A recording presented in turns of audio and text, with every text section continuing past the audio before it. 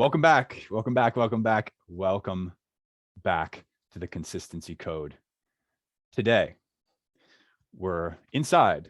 I'm inside the office because we're going to be talking about the nutrition principles, and not just nutrition principles, but principles for living life that will leave you with more energy, more focus, more peace of mind, so that no matter what fad comes out there, no matter what fad comes along and people are talking about out there, and you see in the magazines or you see as you're scrolling, you can discern using these principles what is legit and what is not. Because the body is very old. It hasn't changed much in thousands and thousands and thousands and thousands of years. And now we live in a day and age where everything is changing very fast. Now, honoring, there's a balance. Granted, there's a balance. With modern technology, there's things that have become possible which were not possible in the past, which have allowed us to achieve amazing things. A world of that's everyone is in communication across all different countries. It's incredible. So much, so many things, and medicine and advances in surgery, in the way we're able to perform surgeries on people, and life-saving interventions that we're able to accomplish now. However, what we appear to have forgotten or we have not mastered yet is the day-to-day rhythms of life, living those rhythms in alignment with the design of the body. Because if we really knew, and if we really practiced using the knowledge that we already know about, for example, obesity and diabetes and weight gain, if we really applied what we knew and were masters of what we ate and how we lived every day, we would not have so much chronic disease, completely preventable chronic disease, like high blood pressure, hypertension, heart disease, and so many other things, conditions. So these principles that you're going to learn today I'm presenting them to empower you and remind you that the game of fitness and health is simple. It's ancient, and people were better at it in the past than most people are now. So it's really, I want to encourage you with what you're about to hear. It's simple. You don't have to worry about missing out on something if you haven't seen the latest fad or tried the latest diet or gotten the latest product. Health has less to do with that than it does with keeping the basics under control. So let's talk about those basics. I have prepared a slide for you, a couple of slides. So settle in, give it a moment while the screen shares. There we go. So principle number 1, life works like a wave. Whether it's the rhythm of your breath or the rhythm of the tides, the rhythm of the sun going up and coming down, and the earth going around the sun, or the moon going from full to empty, or from hormones rising and falling, like melatonin rises in the evening, peaks, and then falls during the day. Life works like a wave. And this is the most simple thing, the simplest way I can distill everything that I've learned about health and well-being is in this principle. And if you are living in alignment with the positives and negatives of life, if you are giving yourself space not only to work out and work hard, but also to de-stress and truly relax, you're going to be healthy. When I talk about applying this principle, this is the thing that you might not realize, is that in order to get the most out of your workouts and to really be consistent over the long haul when it comes to your health, the problem most often is that you are overstressed. Not saying that's true, but try that on. Are you stressed out more than you need to be? Do you find yourself worried and living a life inside of that worry? Oh, I got to do this, got to do that. Do you find yourself in that state more often than you find yourself in states of calm and peace?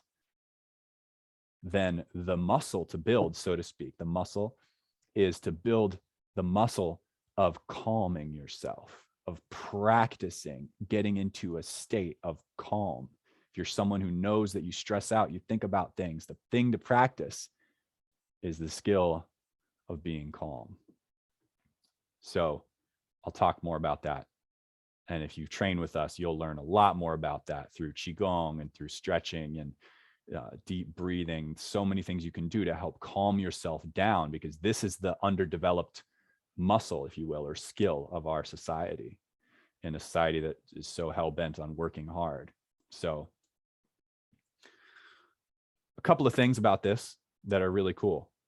Oftentimes life works like a wave. It works in terms of multiple waves. So I have this chart over here on the right where you can see melatonin levels peaking in the middle of the night and then dropping during the daytime. What happens is melatonin drops, is serotonin and other stress hormones start to rise.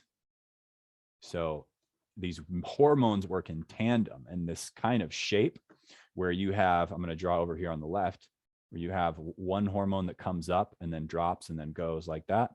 This is a crude drawing. This isn't totally accurate, right? But just to illustrate the point.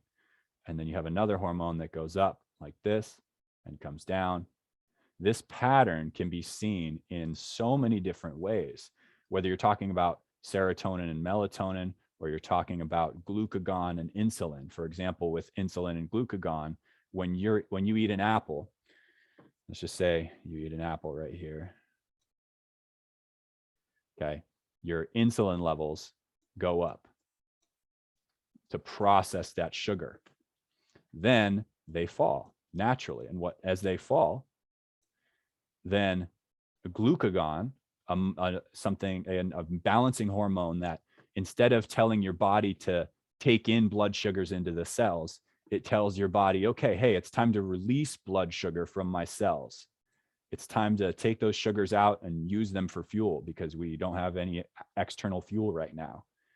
And that's what can help with, for example, burning carbohydrates, burning fat, pulling those glucose molecules out of your cells into your bloodstream to be used. Now, if you eat an apple, right? It was just Thanksgiving right now, right? So if you eat an apple and then you eat something else, and then you eat something else, and you eat something else, and you eat for like 4 hours in a row, you're kind of just snacking throughout the day. This is where things start to get wonky, and your insulin levels rise, and then your glucagon levels can never really get up because they work in tandem. And if one of them is being overused, the other one is underused. It's the same thing with your stress response. If you're stressed out, the parts of your body, the hormones associated with digesting your food, are not going to be released because your body's constantly stressed. Same thing with melatonin. If you drink a cup of coffee at 4 o'clock, your melatonin levels are not going to rise because you have all this norepinephrine in your bloodstream and other stress chemicals, cortisol. So when I say life works like a wave, I really mean it. Sometimes you got to ride it out, and you got to work based on this principle and say, look, I know I'm hungry right now, but if I keep eating and snacking, I'm not going to be able to focus, and my body is going to suffer, right? Same thing with the coffee thing. It's like, okay, I know my energy levels are dropping, but I'm going to do some deep breathing. I'm going to get outside, and then I'm going to finish my work for the day. So then in the evening, I can sleep, recharge, and get back at it tomorrow. When we try so hard to just push and push and push and push and push, that's where we run into trouble. That's where we run into all kinds of illnesses. That's the root of probably the most of the illness in today's society. And you probably know, you may already have a sense of that, but really, I want to leave you with that this is simple, and I want to have you empowered to use this simple principle, because it really is a powerful approach to health. So the second thing, which is also good news, I'm going to get a sip of water, is that your body is designed to adapt.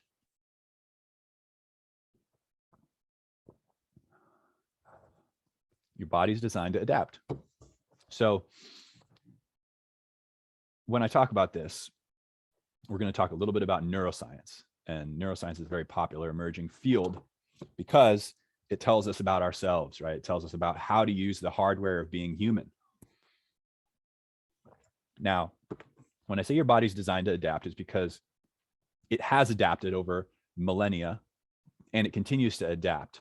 And your brain works in a particular way. So when it comes to building habits, if you haven't been consistent, there's a specific way to train to leverage your brain chemistry and your neurophysiology in order to get the best results. So here at the top of your brain stem, I'm going to draw it in a different color. Let's see. Oh, red is a good color. It's a good contrast. All right. So here we go. So drawing up here, we've got your basal ganglia. We got the brain stem. This is your reptilian brain, right? All this stuff in here that's closest. I might not be totally drawing an accurate boundary of what it is. I'm not too familiar, but I understand the principle, right? You have your most primitive brain on the inside, the very central part of your spinal cord that goes down into your spinal cord. So this whole area in here, I'm just going to shade it in a little bit, is your reptilian brain. So this is the part that's associated with your stress responses. Okay, am I fed? Okay, well, now I want to have sex. Okay, now I've had sex. Now I want to go to sleep. Okay, now I'm up. Now I'm hungry. I'm going to go eat again. Okay, now I'm not hungry. I'm going to go have sex again. Okay, like that. That's your primitive brain, responsible for the basic things of being alive. Okay, now on top of that brain, we started as these kind of reptilian creatures, right? And then we evolved and we developed another layer of brain on top of that, the mammalian brain.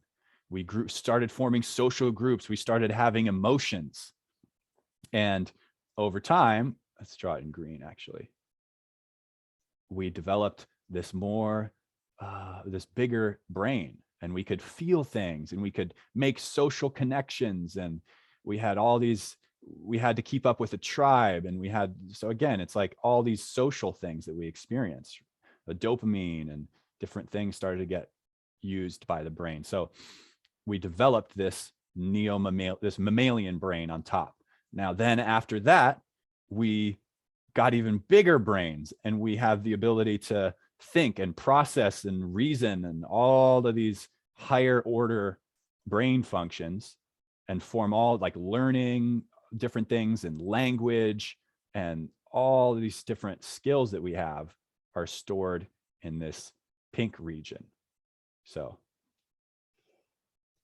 as you learn things, right, say you're watching a YouTube video, okay, and you're watching this video, right, and you're watching this and it's being absorbed by your eyes and it's going up, and your frontal lobe, this pink part, is the part that processes it. So it starts here. And then what your brain wants to do is it wants to drive things down out of this big part of the brain, because it takes so much energy to process, and it wants to drive it down into your brainstem. It wants to make things automatic. So when I say your body's designed to adapt, your brain is designed to adapt. It wants to learn things. It wants things to be easier. So take heart if you've had a challenge with being consistent in your exercise, because as you continue to do it, it will get easier. And that's why we recommend you start small, because as you start small and you get consistent, certain habits are going to become automatic, and they're going to get driven down to the point that you don't even have to think about them anymore. They don't take any energy. So that is what this training is about, and what the goal is really over the course of, if you're going to train with us, if you want to train with us long term, that's the goal, is to drive this habit of exercise and certain practices around our health down into the basal ganglia to make them automatic, right? So you're automatically, oh, I got to exercise. Just make that automatic, like brushing your teeth, except easier. Okay. Because it's about rewiring our relationship to exercise.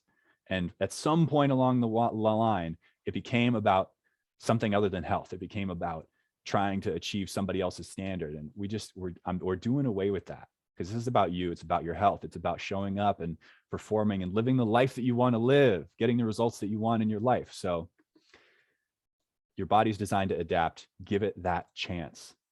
Make a long-term commitment to your health right now. Okay. And get a committed listener. Get in communication with somebody. It doesn't have to be me. It doesn't have to be us.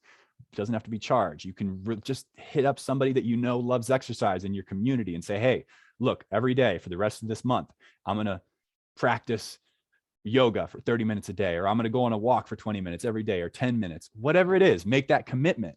And that done over the long term is what makes this easy. Okay. That's principle number 2. Now, principle number 3, we actually don't have a principle number 3. We have our applications of this because we've covered those 2 principles. So the things I want you to be left with out of this training are, number 1, balance stress with activity, or with, sorry, I put the wrong thing in that slide. Balance stress with rest. Okay. Rest is one of the most important pieces of the puzzle in terms of being healthy. There we go. That's more like it. So balance stress with rest. It's the yin and the yang, right? And if you already know you're super stressed, then the first thing to do isn't to go and stress yourself out more through high intensity interval training. The first thing to do is get good sleep. The first thing to do is practice deep breathing. So balance stress with rest. Now, in order to adapt, train daily. Start with a realignment ritual. We have videos about this. We covered this in the first module of this training. You want to train every day for 5-10 minutes to start. And then over time, you build it up. Okay. Last but not least, start small. This goes with what I just said. And be unwavering, be unstoppable. Do it every day. No kidding. Because that is how we develop as people, as human beings. That is what makes it automatic. It takes going through the ways you already do things and the habits that you already have. And it's going to be hard. Yeah, even doing 5 minutes is going to be hard because you're going to have to confront why you haven't done that in the past. And you're going to have to transform and show up in life as a different kind of person, a new person. So start small to have it be as easy as possible, and then build on the foundation once you've broken through whatever it is that has you not be consistent in your training. So with that, I'd like to thank you for watching. Again, start small, pick something, get in communication with somebody, find a buddy, reach out to me. I still offer free 30-minute power calls. You can find those on the website. If you want to get in communication, just say, hey, Thomas, look, I've been off the wagon. I need to get back on my fitness. Here's what I'm going to do. I'll offer that for free. I'm a stand that everyone has what they need to be healthy and thrive in this modern world where again, things are changing so fast. So thank you for watching. Thank you for taking your time to watch this video. And tomorrow, we're going to bring it all together, and I'm going to talk about the full circle system.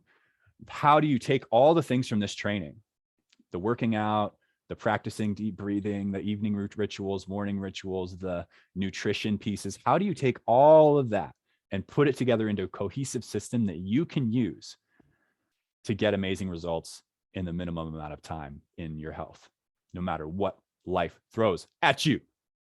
Thank you for watching. I'll see you tomorrow.